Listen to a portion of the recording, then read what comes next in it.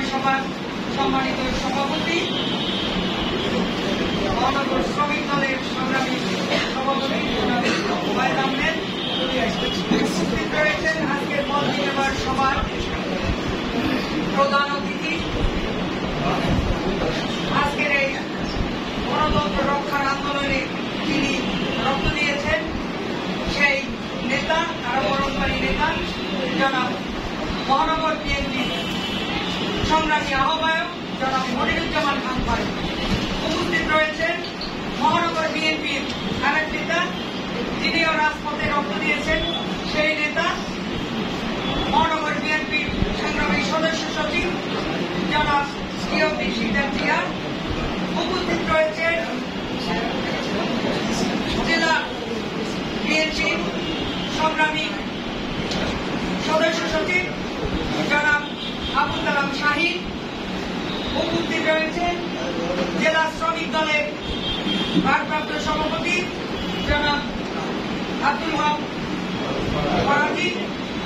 উপস্থিত রয়েছেন মহানগর শ্রমিক দলের সাধারণ সম্পাদক শহীদুল ইসলাম।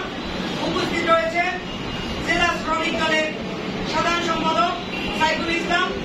উপস্থিত রয়েছে আজকের এই মাহিন্দ্রা সিএনজি আলফা 3 হুইলারের কমিটি 21 জন। তাদেরকে আমার মহানগর বিএনপির পক্ষ থেকে জানাচ্ছি সংগ্রামী শুভেচ্ছা ও বিপ্লবী অভিনন্দন। প্রিয় নেতৃবৃন্দ, আপনারা আজকের এই যারা উপস্থিত রয়েছেন, আজকে জেলা শ্রমিক দলের সংগ্রামী সাধারণ সম্পাদক সংগ্রামী বক্তব্য দিয়েছে, তার বক্তব্যগুলো আমি শুনেছি। অতএব আমি দুই একটা কথা যোগ করব। আগামী দিনে আপনারা ধৈর্য ধরে আপনাদের যে দায়িত্ব সেই দায়িত্বগুলো পালন করবেন। কোন রকম কোন জায়গায় চাঁদাবাজি দখল কিছুই চলবে না। যারা করবে তাদেরকে আপনারা রুখে দিবেন।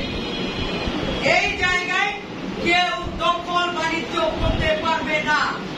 যারা এতদিন আন্দোলন সংগ্রামী ছিল না, যারা মাঠে ছিল না, যারা বসন্তের মুক্তির মতন এখন এসে জুড়ে বসেছেন, তাদেরকে আমাদের প্রতিহত করতে হবে।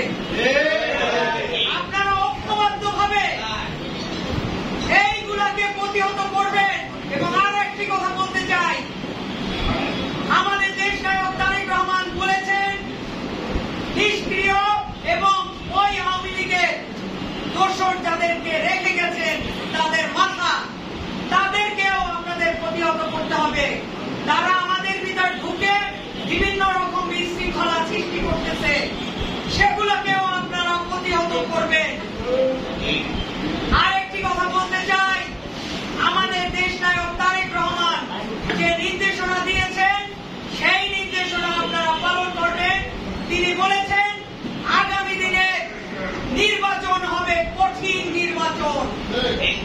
সেই নির্বাচনের জন্য আপনারা যারা দলের আজকে নেতৃবৃন্দ নির্বাচিত হয়েছেন, তারা আপনাদের তিনি যেভাবে বলেছেন সেইভাবে আপনাদেরকে গড়ে তুলবেন। কোন রকম দখলবাজি চলবে না।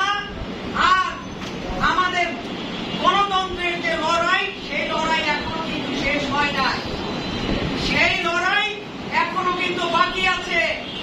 আজকে যারা বড় বড় কথা বলছে, আমরা বলে দিতে চাই আমাদের দেশ নায়ক তারেক রহমানের নেতৃত্বে এই যে ছাত্র আন্দোলনে যে সূতিকাগার হয়েছিল, সেই আন্দোলন এবং 24-এর স্বাধীনতা আমরা তার নেতৃত্বেই আদায় করেছি।